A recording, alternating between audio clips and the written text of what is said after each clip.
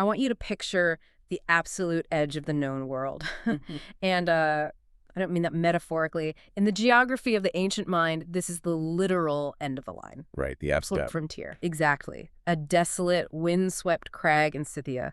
There is absolutely no vegetation, no softness anywhere, just jagged rock, the roaring of the sea way down below, and this biting, freezing wind. It's brutal landscape. It really is. And chained to this rock with adamant wedges actually driven right through his chest to pin him there is a figure. It is, without a doubt, one of the most visceral and enduring images of suffering in the entire Western canon. I mean, it sets the bar for agony. It really does. And the torture isn't just being stuck there. It's incredibly specific, almost surgical. Yeah. Every single day, a giant eagle, which is described in the text as Zeus's winged hound, descends from the clouds. A terrifying image right there. Oh, absolutely. It tears open this figure's body and eats his liver. Just brutal. But because he is immortal, he doesn't die.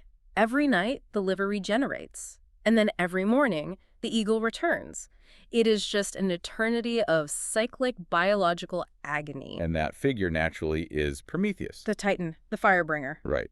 Now, usually when we talk about Prometheus in the modern West, or even just in a casual conversation, we have this very specific, almost romantic filter on. What can I do? He's the ultimate underdog. Ugh. He is the guy who stuck it to the man. He's the patron saint of science, progress, rebellion. And humanism. Oh, absolutely. He is the hero of the Enlightenment. Yeah. You have Percy Shelley writing Prometheus Unbound to celebrate him as this great liberator of the human mind. Karl Marx even wrote in his doctoral dissertation that Prometheus is the most eminent saint and martyr in the philosophical calendar.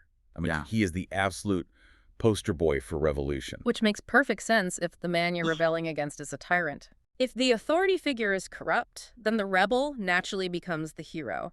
And that is the exact friction we are exploring in today's deep dive. Because in Aeschylus's play, Prometheus Bound, the oppressor is Zeus, the king of the gods. the supreme deity of the Greek pantheon. Right, which creates an immediate, massive theological headache if you are coming at this from a Judeo-Christian perspective. Or really any monotheistic framework, yeah. Because you have a narrative where the God figure is the villain and the rebel... Structurally speaking, the Satan figure. Exactly. The Satan figure is the hero. It flips everything on its head. So that is our mission for this deep dive.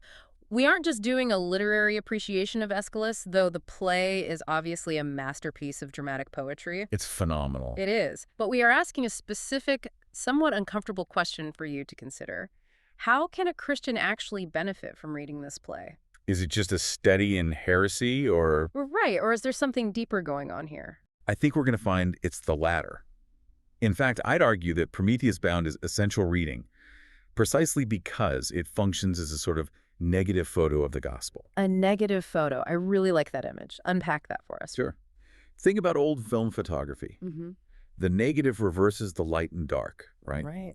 So by looking at the profound darkness of the Promethean theology, a world where the supreme God is a tyrant and hope is found only in rebellion, you suddenly see the distinct features of the biblical narrative in high definition. That makes total sense. It clarifies what divine authority actually means by showing you the absolute nightmare version of it. We have a great stack of sources to get us there today, too. We do. We're pulling from the Greek text itself, obviously, including the ongoing debates about whether Aeschylus actually wrote the whole thing, but also historical analysis of Athenian democracy to understand the political context. Which is crucial.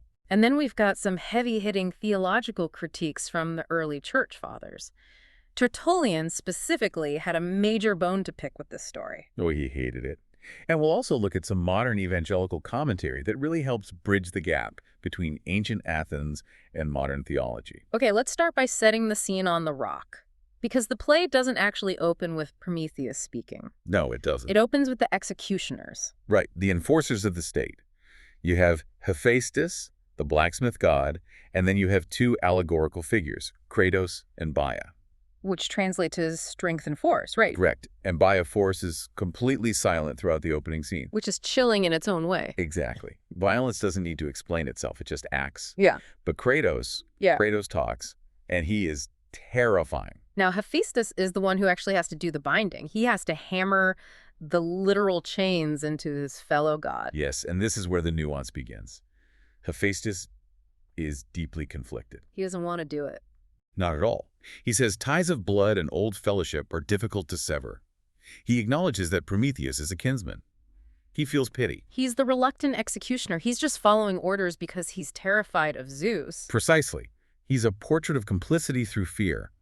But Kratos has no such compunction. He looks at Hephaestus' pity with utter contempt. He's just a sug. He represents raw, coercive power, totalitarian state enforcement. And he drops a line that I think defines the entire pagan worldview. He says to Hephaestus, "Everything is hard but to rule the gods, for no one is free but Zeus." No one is free but Zeus. I want to stop there for a second. That is such a chilling definition of the cosmos. It really is. It presents freedom as this strict zero-sum game. If God is free, then everyone else must be a slave. That is the core theology of Aeschylus' Zeus. In this universe, authority is intrinsically competitive. Because there's a scarcity of power. Exactly. And the text emphasizes that Zeus is a new ruler. He recently overthrew his father, Kronos. Who overthrew his father, Uranus. Right. It's an endless cycle of patricide.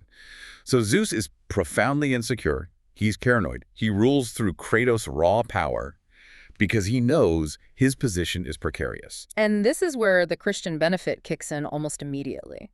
Because if you read this and you feel that revulsion at Kratos, that deep sense that this isn't right, you are essentially aligning with the biblical critique of paganism. You're instinctively rejecting it. Yeah. The Apostle Paul talks about this in Romans 1. He says the pagan world worshiped the creature rather than the creator. Which perfectly describes Zeus. Yes.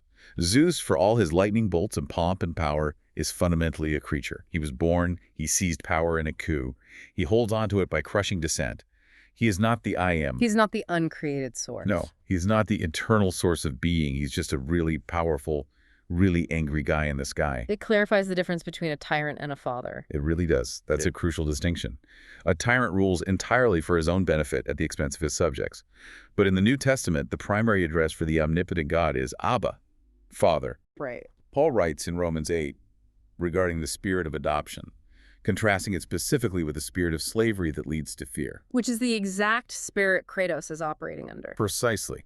The Christian claim is that the supreme power of the universe does not hoard freedom. He shares it. So when a Christian listener reads Prometheus Bound, they aren't reading about their God.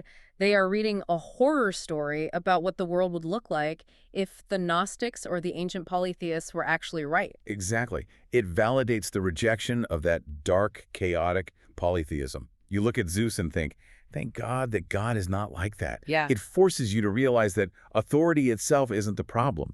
The nature of the authority is the problem. The nature of the deity determines whether their rule is abusive or benevolent. That's a great point. Let's pivot to the second major theme here, the fire, the theft, and the fall. Because Prometheus didn't just get chained up for looking at Zeus the wrong way. No, he committed a major crime. He did. And while we always focus on the fire, the literal flame, the text gives us a much broader list of what he actually gave humanity. Much broader. Prometheus gives this long, detailed speech to the chorus. The Oceanids, right? Yes, the Oceanids, these water nymphs who show up to sympathize with him. And he basically lists his resume to them. He says he found humans living like ants in sunless caves. So he essentially claims to be the architect of all human civilization. Yes. He lists numbers, writing, medicine, the art of sailing, mining, divination. The exact line is, all arts that mortals have come from Prometheus. So this is basically the secular humanist origin story. We were wretched, dumb animals living in the dirt, and then we got we got technology, and that is what saved us. But look at the motivation. This is key. Why did he do it? Right. He tells the chorus that Zeus actively intended to wipe out the human race and start over. Zeus just wanted to be done with us. Completely. Zeus saw humans as flawed, wretched creatures of a day. Prometheus intervenes to save them by giving them the power to survive against the will of the king. Okay, so here is the major friction point. Structurally, this is Genesis 3, but completely flipped upside down. It is the serpent's narrative, retold by the serpent as the hero. Walk us through that parallel, because in Genesis, the serpent suggests that God is actively holding humanity back. God knows that when you eat of it, your eyes will be opened and you will be like God. And in Prometheus Bound, that's actually true. Right. Zeus is holding them back. He wants them ignorant and weak and easily disposable. Prometheus, the rebel, offers the forbidden fire, or the fruit of knowledge, which brings enlightenment and autonomy. So the play posits that rebellion is the only possible path to progress. If you want to rise up, you have to kill the father, or at least steal his stuff. Whereas the biblical narrative insists that God commands progress. Yeah. Fill the earth and subdue it. That's the cultural mandate right there in Genesis 1. Yeah. The fire, human creativity, logic, dominion, techne, is a gift given at creation, not something stolen later by a rogue demigod. That is a massive distinction. In the Bible, technology and civilization are part of the original design for flourishing. In the Greek myth, they are illicit contraband. And that leads to a profound difference in how we view human autonomy. Prometheus represents this idea of autonomous knowledge totally apart from God. He essentially says, here is the fire. You don't need Zeus anymore. You can save yourselves. Which is the exact ethos of the Tower of Babel. Let us build a tower to the heavens. We can do it on our own. Exactly. It's the belief that technology can ultimately replace theology. And this is where the Christian critique is sharpest. Let's hear it. It's not that fire is bad. It's not that medicine or sailing is bad. It's that fire without the Father eventually burns the house down. As Paul says in 1 Corinthians 8:1, knowledge puffs up, but love builds up. And Prometheus is entirely about the puffing up. Precisely. There's a specific detail in the text I really want to highlight here because it feels incredibly modern to me. Prometheus mentions one other specific gift he gave humanity alongside fire and numbers and all that. He says he caused blind hopes to dwell within their breasts so they would not foresee their own death. That is such a haunting detail. It really is. Think about what that implies for a second. He couldn't actually solve the problem of death.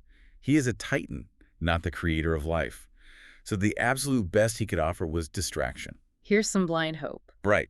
Here's technology to make your short life more comfortable, and here's blind hope so you don't spend every day thinking about the fact that it's all going to end. That sounds uncomfortably like the 21st century. I mean, we have the iPhone, we have infinite streaming services, we have advanced medicine, and we use all of it to try very, very hard not to think about the grave. It's a devastating critique of secular materialism, and it was written 2,500 years ago. Prometheus admits his salvation is fundamentally limited. Yeah. He can make life bearable, sure, but he cannot make it eternal. He gave us blind hopes. In contrast, the Christian claim is a living hope through the resurrection, not blindness, but actual sight. It really frames the limitations of the Promethean gift. We can fly to the moon, we can cure diseases, but at the end of the day, we still die. Exactly, the tech runs out. Which brings us to the actual cost of this rebellion. The suffering. We mentioned the liver-eating eagle, but the play also introduces another character who physically enters the scene, Io. Yes, Io. If you were staging this play, the backdrop is entirely static. The rock, the chained titan, he can't move.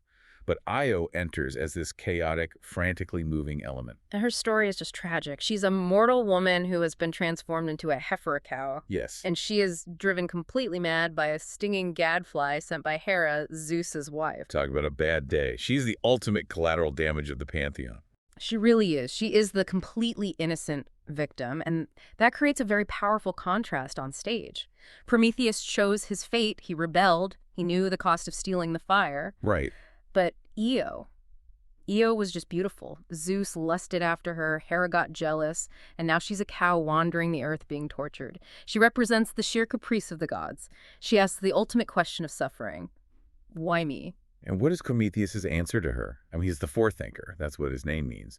Does he offer her any actual comfort? He doesn't offer comfort at all. He offers prophecy. He basically tells her it's going to get much worse before it gets better. He meticulously maps out her wandering. She's going to go through Europe, Asia, down to the Nile. It's just an endless catalog of misery. The contrast between Prometheus and Io really highlights two distinct types of suffering in the ancient mind. You have the defiant sufferer, and you have the crushed victim. Prometheus represents the Stoic ideal. I loathe all gods. His entire strategy is just endurance. He flatly refuses to cringe. He genuinely believes that if he just holds out long enough, fate, which he actually views as a force even stronger than Zeus, will eventually turn the wheel and vindicate him. It's the classic Invictus spirit. My head is bloody but unbowed. It is. And let's be honest with ourselves, it's undeniably powerful. There is a very good reason this play has survived for millennia. There's immense nobility in refusing to break under a tyrant. But from a Christian perspective, it's also deeply tragic. Tragic how? Unpack that contrast for us. Because his suffering is entirely barren. It achieves absolutely nothing. It doesn't redeem Io. It doesn't change Zeus's heart. It just is. It is pain for pain's sake. Compare that to the biblical theology of suffering. Well, look at the cross. It's superficially very similar, right? Yeah. A figure tormented on a high place, mocked and rejected by the powers that be. The visual echoes are striking. They are. But the underlying mechanism is the exact opposite. Christ's suffering is redemptive. Yeah. It actually satisfies justice. It absorbs the evil of the world and transforms it into life. Huh. Prometheus' suffering just perpetuates the cycle of anger and hate. So the play essentially shows us a world without the cross. A world where all you can do is grit your teeth and hate the universe back. Which perfectly brings us to our fourth point, the false savior. Yes. Because despite all this, the barren suffering, the arrogant rebellion, it is so tempting for modern readers to look at Prometheus and just see Jesus. I mean, I get it. The parallels are right there on the surface. He is a mediator between God and man. He deeply loves humanity. He suffers terribly for that love. He's literally bound to a wood and rock. He has a side wound from the eagle. He even descends into the earth at the end of the play. And the early church fathers saw all of this. You have to remember, they were living in a Greco-Roman culture where Prometheus Bound was mainstream pop culture. Right. It was their Marvel Cinematic Universe. Oh, exactly. Everyone knew the story. Mm-hmm. And the fathers slammed the door on that comparison. Hard. They did not want Christians confusing the two. Tertullian was the main voice here, wasn't he? Yes, Tertullian, the North African theologian. He was a lawyer by trade, very fiery, very rhetorical. In his work Ad Versus Marcionem, he actually calls God the true Prometheus. The true Prometheus. That's a bold rhetorical move. What does he mean by that? He's aggressively reclaiming the title. He argues that the Almighty God is the true molder of men, the one who truly gave life and light and knowledge. Yeah. He views the entire Prometheus myth as a demonic distortion, a fable, or a counterfeit bill deliberately designed to inoculate people against the real truth when it finally arrived. That makes sense. Like if you see the counterfeit first and you get used to it, you might be confused or repelled by the real thing when it shows up. Exactly. And Lactantius, another major church father, takes a very similar line. He just dismisses Prometheus as a silly fable about human origins that completely misses the true creator. But the core argument they all make is about the fundamental nature of the Savior. Right. Let's look at the differences. Prometheus saves by rebellion. He defies the will of the Father. Christ saves by total submission. Not my will, but yours be done. That submission piece is key. It's the exact opposite trajectory. Prometheus is defined by his no. Christ is defined by his yes to the Father. Exactly. And look at the nature of the gift again. Prometheus gives fire a tool, an external technology. Christ gives living water, a completely new nature. Wow, yeah. Fire warms you from the outside. You can still freeze if you walk away from it. Water changes you from the inside out. It becomes a spring within you. And crucially, Prometheus cannot save himself. That's the absolute clincher. He is the man of sorrows, entirely stripped of the resurrection. He is a savior who is ultimately defeated by the raw mechanism of the world. He's stuck. He admits to the chorus that he is bound by necessity. He can't escape it. He is just another victim of the cosmic system. It really dismantles that whole romantic 19th century idea that Prometheus is somehow the better or more authentic Jesus because he's a political revolutionary. Right. The Christian retort is simply, a revolutionary just changes who sits on the throne. A redeemer changes the fundamental nature of the throne itself. That's perfectly stated. And Prometheus just leaves you chained to the rock with him. He offers civilization, yes, but as we discussed, civilization doesn't cure death. It just makes the waiting room a little nicer. We have to talk about the ending of the play, or really the fact that there isn't one. The non-ending, yes. This is absolutely crucial for understanding our deep dive mission today. The play reaches its climax when Hermes finally shows up, the messenger of the gods. But in this play, he's not the swift-footed, clever trickster we usually think of. No, not at all. He's basically just a corporate lackey. He's the mid-level bureaucrat of the tyranny. He comes down to demand a specific secret from Prometheus. See, Prometheus, being the forethinker, knows a prophecy. If Zeus marries the sea nymph Thetis, she will bear a son who is greater than his father. And that son would naturally overthrow Zeus, just as Zeus overthrew Kronos. Exactly. It's the cycle again. So Zeus is utterly terrified of this prophecy. He sends Hermes to aggressively abstract the name of the woman from Prometheus. And Prometheus, true to form, absolutely refuses to talk. He doubles down. He mocks Hermes. He calls him a servitor. He says, I would not barter my hard lot for your servitude. She point-blank refuses to cringe before the tyrant. And the response from Zeus is immediate, overwhelming violence. It is a total cataclysm. The earth shakes, thunder roars, the rock splits open. Prometheus shouts his final defiant lines, see what I suffer from the gods, a god. And he is just cast down into the abyss, into Tartarus. And that's it. That's the blackout curtain. No resolution whatsoever, no reconciliation. The tyrant is still angry, the hero is screaming in hell. This lack of resolution feels deeply significant. It feels like Aeschylus is intentionally painting himself into a theological corner. It really is the ultimate definition of the pagan worldview. It's just cyclic violence. Ouranos was a tyrant, so Kronos castrated him. Yeah. Kronos was a tyrant, so Zeus overthrew him. And now Prometheus is just sitting there hoping someone will come along and overthrow Zeus. It's turtles all the way down. It's a brutal power struggle with absolutely no exit ramp. And this is where the gospel shines the absolute brightest. The gospel provides the exact ending that Greek tragedy is desperate for but cannot find. Tolkien famously called it the eucatastrophe. Yeah. The sudden, unexpected turn from disaster to joy. Yeah. The gospel actively breaks the cycle. How does it break it, practically speaking? By completely changing the currency of the universe. The cycle of Greek myth is driven entirely by Kratos' raw power. The gospel introduces agape sacrificial love. Right. God is not overthrown by a stronger rival. He's revealed as love. Suffering is not a meaningless eternal cycle. It's transformed into the birth pangs of new creation. It reminds me so much of Paul in Athens at the Areopagus in Acts 17. Perfect connection. He's standing there in the shadow of the Acropolis, probably not very far from where this exact play was first performed. Yes, and he actually quotes their own poets to them. He acknowledges that they are deeply searching. He sees the altar they built to the unknown God. He essentially tells them, listen, you have the right questions. You know the world is broken, but you don't have the answer. Exactly. Prometheus Bound is the ultimate question. Is the universe just a cruel, grinding mechanism of power where the good suffer and the wicked rule? And the gospel is the answer. No, it is not. But the actual solution is costlier and more beautiful than you can possibly imagine. It's almost as if the play itself is a cry for help. A desperate cry for a completely different kind of God. It is a brilliant portrait of spiritual hunger. The Greeks intuitively knew the world was broken. They knew their theology was messy and violent. They just didn't have the divine revelation to fix it. They needed the incarnation. They desperately needed the incarnation. So, as we wrap up, if a listener picks up this play today, and they should, it's quite short, you can read it in an hour or so, what should be their lens? How should they approach it to get that specific benefit we promised at the start of the deep dive? I would say this. Read it specifically to feel the crushing weight of the unknown God. Don't rush immediately to the Christian answer. Let it simmer. Sit in the darkness first. Allow yourself to feel the intense anxiety of the ancient world. Look up at the sky and imagine seeing nothing up there but raw power, cosmic indifference, and the potential for arbitrary violence. Let that deep darkness make you appreciate the light. Exactly.